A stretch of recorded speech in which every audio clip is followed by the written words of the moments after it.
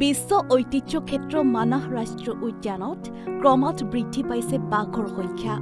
মানাহ ৰাষ্ট্ৰীয় উদ্যান পৰিভ্ৰমণ কৰিবলৈ অহা পৰ্যটকসকলে সঘনাই প্ৰত্যক্ষ কৰিবলৈ পাৰিছে বাঘৰ বিচৰণৰ দৃশ্য।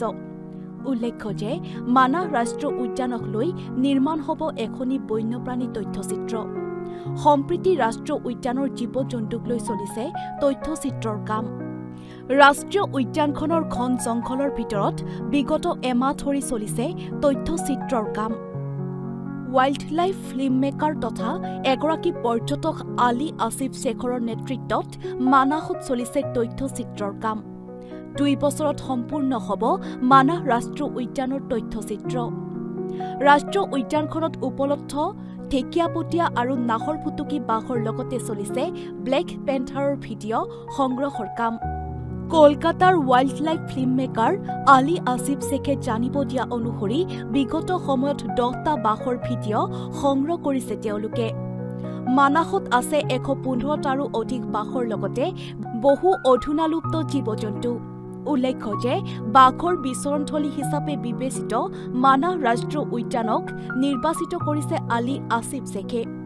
2 বছৰৰ ভিতৰত সম্পূৰ্ণ হ'ব মানাহৰ ওপৰত কৰা তথ্যচিত্ৰৰ সকলো কাম।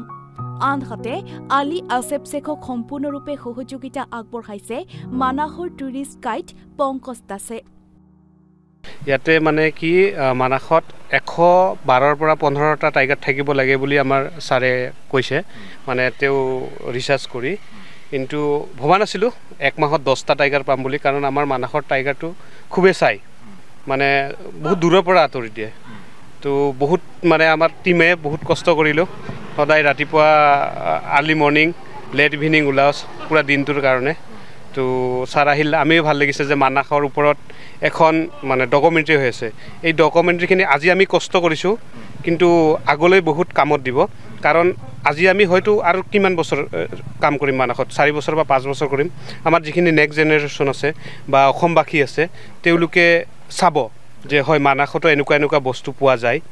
বহুতে মানাহৰ কথা নাজানে, তো সেইকাৰণে কষ্ট কৰি ভাল লাগিছে। ছাৰে এটা মনৰ আশা লৈ আছে, তেওঁক যেন ফুলফিল লৈ আমি হেল্প কৰিব পাৰোঁ, সেই আশাৰে আমি কষ্ট কৰি আছোঁ। বাক্সাৰ পৰা মানৱ কলিতাৰ ৰিপৰ্ট, NE24।